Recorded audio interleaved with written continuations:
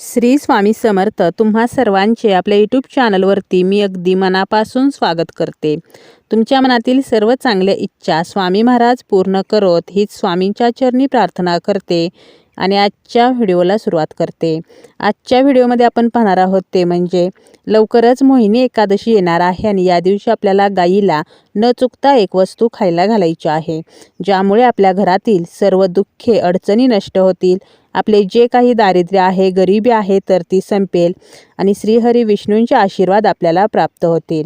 आपल्याला माहीत आहे की श्रीहरी विष्णूंना गाय जी आहे तर ती अतिशय प्रिय आहे. तसेच आपण जेव्हा गोमातेची सेवा करतो तेव्हा 33 कोटी देवतांचे आशीर्वाद आपल्याला प्राप्त होत असतात, कारण 33 कोटी देवतांचे प्रतीक ही गोमाता असते.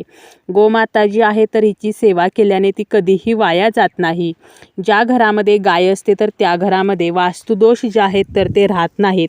तर एवढे महत्त्व या गोमातेला आहे आणि म्हणूनच आपल्याला एकादशीच्या दिवशी गोमातेची जेवढी जमेल तेवढी सेवा करायची आहे.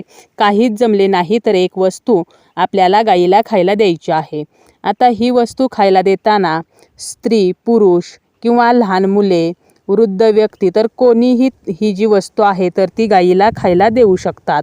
तसेच दिवसभरामध्ये म्हणजे मोहिनी एकादशीच्या दिवशी दिवसभरामध्ये तुम्ही कधीही हा उपाय करू शकता. तुम्हाला काय करायचं आहे, तुम्ही तुमच्या घरामध्ये भाकरी बनवत असाल किंवा चपात्या बनवत असाल तर तुम्ही जर भाकरी बनवत असाल तर सर्वात अगोदर तुम्ही जेव्हा एकादशीच्या दिवशी स्वयंपाक करणार तर त्या अगोदर तुम्हाला काय करायचं आहे तर थोडीशी कणिक मळून घ्यायची आहे आणि त्याची पहिली एक चपाती लाटून घ्यायची आहे. म्हणजे स्वयंपाक करायला सुरुवात करण्या अगोदर तुम्हाला सर्वप्रथम गाईसाठी एक पोळी करायची आहे. पहिली पोळी ही गाईला असं म्हटलं जातं, त्यानुसार पहिली चपाती ही आपल्याला गाईसाठी करायची आहे. त्यानंतर तुम्ही तुमच्या भाकऱ्या वगैरे करू शकता आणि जर तुम्ही चपात्याच बनवत असाल तर त्यामध्ये सुद्धा पहिली चपाती ही गाईची करायची आहे आणि तिला आपल्याला तूप लावायचं आहे. यानंतर तुम्ही जेव्हा कधी हा उपाय करणार आहात तर ही चपाती एका प्लेटमध्ये घ्या आणि त्यानंतर एक तासभर अगोदर तुम्हाला हरभऱ्याची डाळ भिजायला घालायची आहे आणि ही भिजलेली हरभरा डाळ या चपातीवर बरोबर मध्यभागी ठेवायची आहे. त्यावरती आपल्याला एक गुळाचा खडा जो आहे तर तो सुद्धा ठेवायचा आहे आणि तुम्हाला काय करायचं आहे तर तुमच्या देवघरासमोर बसायचं आहे. ही चपाती एका प्लेटमध्ये ठेवून आपल्याला बसायचं आहे. श्रीहरी विष्णूंचे स्मरण करायचे आहे. तुमची जी समस्या आहे तर ती विष्णूंना सांगायची आहे. घरामध्ये पैसा टिकत नसेल किंवा घरामध्ये कलह, मतभेद जे आहेत तर ते संपत नाहीत, घरामध्ये किरकिर होत आहे, लहान मुले ऐकत नसतील, तरीसुद्धा तुमची जी समस्या आहे तर ती विष्णूंना सांगायची आहे आणि यानंतर त्यांना सांगायचं आहे की मी गोमातेला आज एक गोग्रास खायला देत आहे, तर तो गोड मानून घ्यावा. तुमचे आशीर्वाद आमच्यावरती कायमस्वरूपी राहावेत.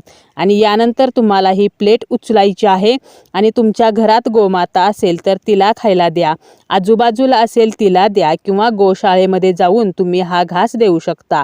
आता हा घास देणे अगोदर गाईच्या तुम्हाला पायावरती थोडंसं पाणी ओतायचं आहे, हळदी कुंकू लावायचं आहे, गाईच्या कपाळावरती हळदी कुंकू लावायचं आहे आणि हा घास गाईला खायला द्यायचा आहे. लहान मुले जर तुमचं ऐकत नसतील, सतत चिडचिडेपणा, किरकिर करत असतील तर तुम्ही लहान मुलांच्या हातून हिरवा चारा गाईला खायला देऊ शकता. यामुळे त्यांचा हट्टीपणा जो आहे तर तो कमी होत असतो.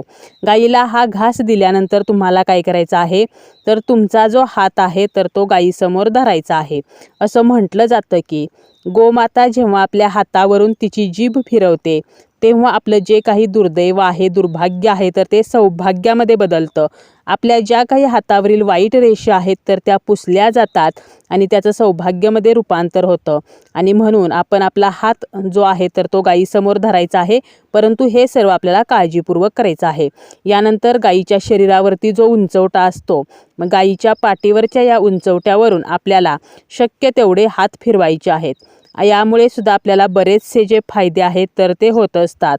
या ठिकाणीच गाईची सूर्यकेतू जी नाडी आहे तर ती असते, त्यामुळे आपण या भागाला जितका स्पर्श करू तर तेवढे आपल्याला अपार सुख, सौख्य, समृद्धी प्राप्त होत असते. आणि म्हणूनच गाईच्या उंचवट्यावरून सुद्धा आपल्याला हात फिरवायचा आहे. त्यानंतर गोमातेसमोर हात जोडायचे आहेत, पुन्हा एकदा विष्णूंचे स्मरण करायचे आहे आणि आपली समस्या सांगून ती समस्या दूर व्हावी म्हणून प्रार्थना करायची आहे. गाईच्या पाया पडायचा आहे. तर अशा प्रकारे तुम्ही मोहिनी एकादशीच्या दिवशी गाईला हा गोग्रास देऊ शकता. प्रत्येक एकादशीला जर आपण गोमातेची सेवा केली तर त्याचे आपल्याला अनंत असे फळ प्राप्त होत असते. आणि एकादशीचे जे व्रत आहे तर हे व्रत आपण आपल्या पापातून मुक्ती मिळवण्यासाठी करत असतो.